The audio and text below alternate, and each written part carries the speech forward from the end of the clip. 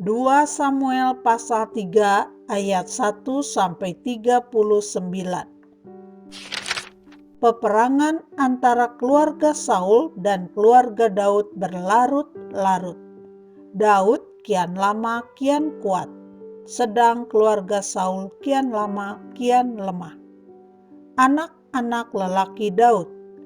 Di Hebron lahirlah bagi Daud anak-anak lelaki. Anak sulungnya ialah Amnon dari Ahinoam perempuan Yizreel. Anaknya yang kedua ialah Kileab dari Abigail bekas istri Nabal orang Karmel. Yang ketiga ialah Absalom, anak dari Ma'aka, anak perempuan Talmai, Raja Gesur. Yang keempat ialah Adonia, anak dari Hagit. Yang kelima ialah Sefaca, anak Abital. Dan yang keenam ialah Yitream dari Egla, istri Daud. Semuanya ini dilahirkan bagi Daud di Hebron. Abner memihak Daud. Selama ada peperangan antara keluarga Saul dan keluarga Daud, maka Abner makin mendapat pengaruh di antara keluarga Saul. Saul mempunyai gundik yang bernama Rizpah. Dia anak perempuan Ayah.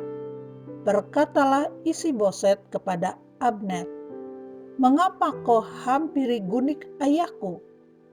Lalu sangat marahlah Abner karena perkataan Isi-Boset itu. Katanya, "Kepala anjing dari Yehudakah aku? Sampai sekarang aku masih menunjukkan kesetiaanku kepada keluarga Saul ayahmu, kepada saudara-saudaranya dan kepada sahabat-sahabatnya. Dan aku tidak membiarkan engkau jatuh ke tangan Daud. Tetapi sekarang engkau menuduh aku berlaku salah dengan seorang perempuan. Kiranya Allah menghukum Abner, bahkan lebih lagi daripada itu, jika tidak kulakukan kepada Daud seperti yang dijanjikan Tuhan dengan bersumpah kepadanya, yakni memindahkan kerajaan dari keluarga Saul dan mendirikan tahta kerajaan Daud atas Israel dan atas Yehuda dari Dan sampai Beersheba." Dan Isi-Boset tidak dapat lagi menjawab sepatah kata pun kepada Abner karena takutnya kepadanya. Lalu Abner mengirim utusan kepada Daud dengan pesan, "Milik siapakah negeri ini? Adakanlah perjanjian dengan aku, maka sesungguhnya aku akan membantu engkau untuk membawa seluruh orang Israel memihak kepadamu." Jawab Daud, "Baik, aku akan mengadakan perjanjian dengan engkau. Hanya satu hal kuminta daripadamu, yakni engkau tidak akan menghadap aku kecuali jika engkau membawa lebih dahulu Mikal, anak perempuan Saul, apabila engkau datang menghadap aku." Daud mengirim utusan juga kepada Isi-Boset, anak Saul, dengan pesan, "Berikanlah istriku Mikal yang telah kuperoleh dengan 100 kulit katan orang Filistin." Lalu Isi-Boset menyuruh mengambil perempuan itu daripada suaminya, yakni Patiel bin Lais, dan suaminya berjalan bersama-sama dengan dia sambil mengikuti dia dengan menangis sampai ke Bahurim. Lalu berkatalah Abner kepadanya, "Ayo, pulanglah." Maka pulanglah ia. Sementara itu, berundinglah Abner dengan para tua-tua orang Israel. Katanya, telah lama kamu menghendaki Daud menjadi raja atas kamu. Maka sekarang bertindaklah, sebab Tuhan sudah berfirman tentang Daud.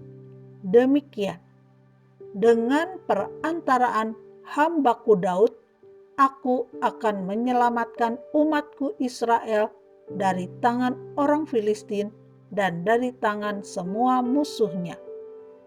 Abner berbicara dengan orang Benyamin.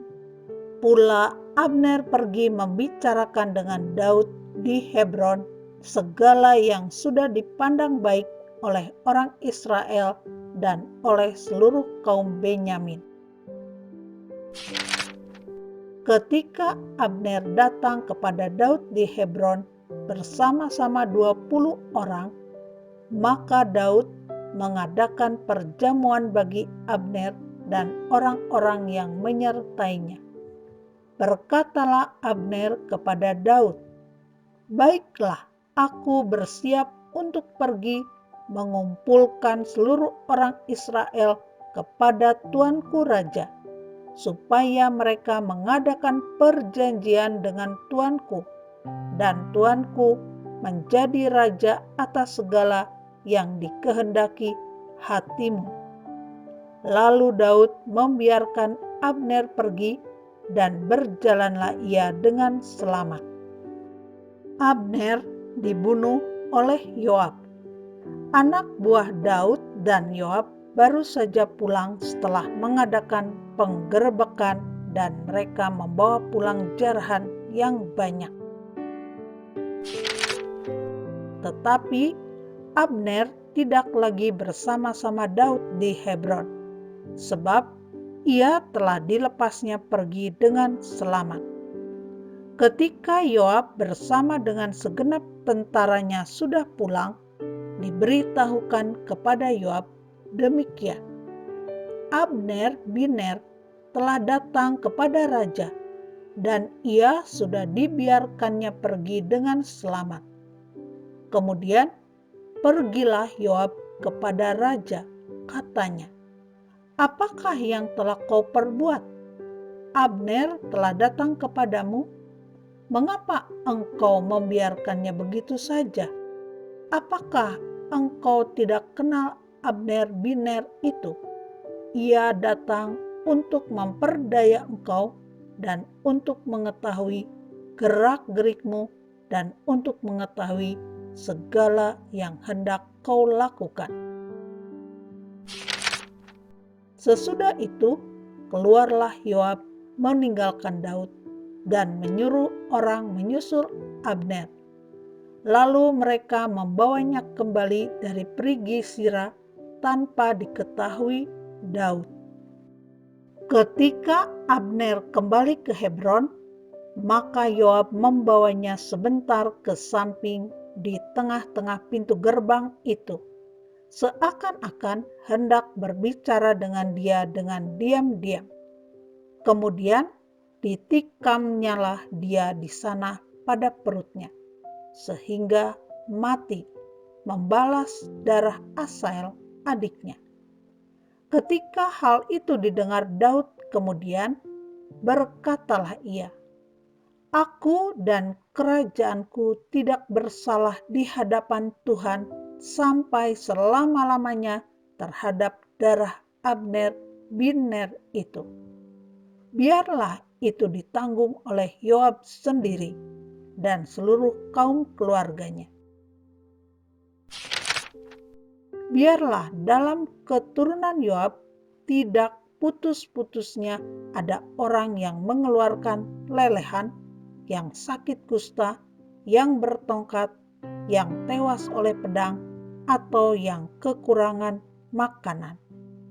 Demikianlah Yoab dan Abisai adiknya membunuh Abner, karena ia telah membunuh Asael adik mereka di Gibeon dalam pertempuran. Dan berkatalah Daud kepada Yoab dan kepada segala rakyat yang bersama-sama dengan dia, "Koyakkanlah pakaianmu dan lilitkanlah pada tubuhmu kain kabung dan merataplah di depan mayat Abner. Raja Daud sendiri pun berjalan di belakang usungan mayat.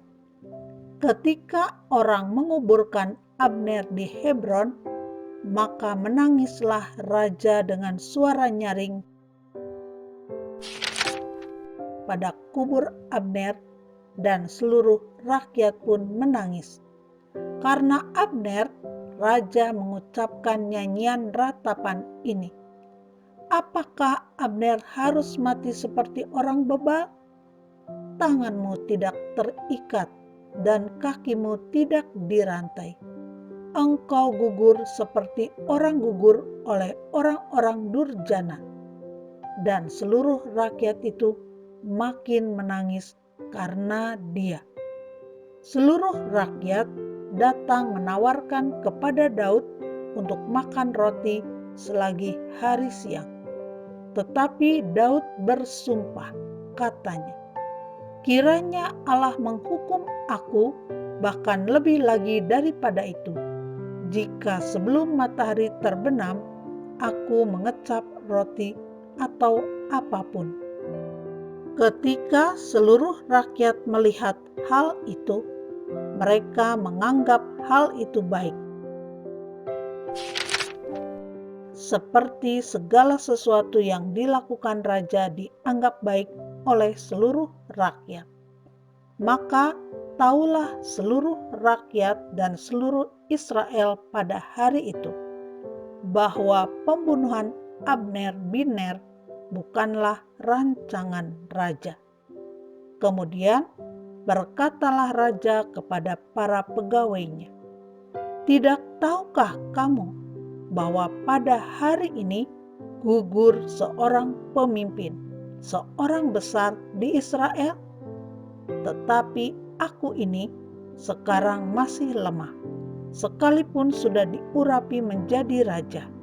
Sedang orang-orang itu, yakni anak-anak Zeruya, melebihi aku dalam kekerasan.